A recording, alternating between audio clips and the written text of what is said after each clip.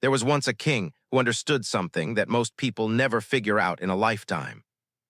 He didn't rule with iron. He didn't rule with fear. He ruled with truth.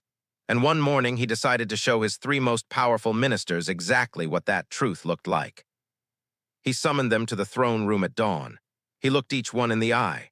And then, without a word of explanation, he handed each of them a single, large, empty bag. "Go to the royal garden," he said quietly. "Fill it with whatever you wish. Return to me by nightfall." That's all. No rubric, no rules, no clue what right even looked like. And that was the whole point. The garden was breathtaking. Rows of pomegranate trees heavy with ruby fruit, mango branches bowing under the weight of gold, figs, grapes, more abundance than any one man could carry. The first minister moved slowly, carefully. He examined every fruit before it touched his hands, checking for ripeness, checking for quality, thinking about every single choice he made. His bag filled with the finest the garden had. The second minister moved fast, too fast. He grabbed what was nearby. He didn't really look. The king probably won't even check, he figured. Good enough is good enough. His bag filled, but not with care. And the third minister didn't touch a single fruit.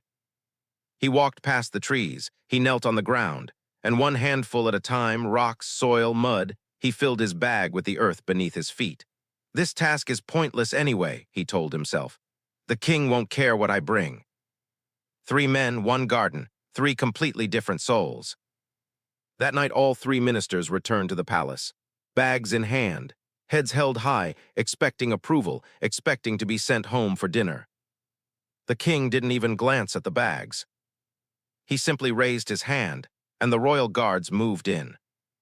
Iron doors, stone walls, 1 month, no food, no medicine, no one coming to help, just each man and whatever was inside his bag. The first minister reached in and pulled out a ripe golden mango, then a fig, then a pomegranate. He ate well, he slept well, he stayed strong. The prison for him felt almost like a retreat. The second minister took his first bite on day 3. It was already turning. By week 2, his stomach was in revolt. He was sick, weak, running on fumes and stubbornness. He survived, but just. And the third minister stared at a bag of rocks and mud for 30 days. There was nothing to eat, nothing to drink. He did not make it to the end of the month. 1 month later, 2 men walked back into the throne room. One stood tall, one could barely stand. The king rose from his throne. He looked at both of them, a long, quiet look, and then he spoke the words that no one in that kingdom ever forgot.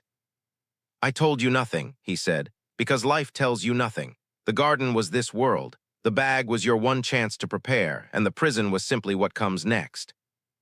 He looked at the first minister and said, "You chose wisely, not because it was easy, but because you cared about what came after the task. You are free." He looked at the second and said only, "The pain you felt in that cell, keep it. It's the most valuable thing you now own." About the third, he said nothing. He didn't need to. "Here's what I need you to hear right now. Every single day, you are packing your bag.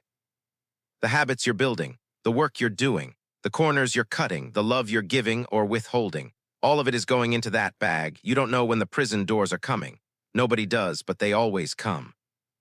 And when that moment arrives, a health crisis, a loss, a reckoning at 2 a.m. when no one else is there, you will reach in and find exactly what you put there. Not what you meant to put there, what you actually put there,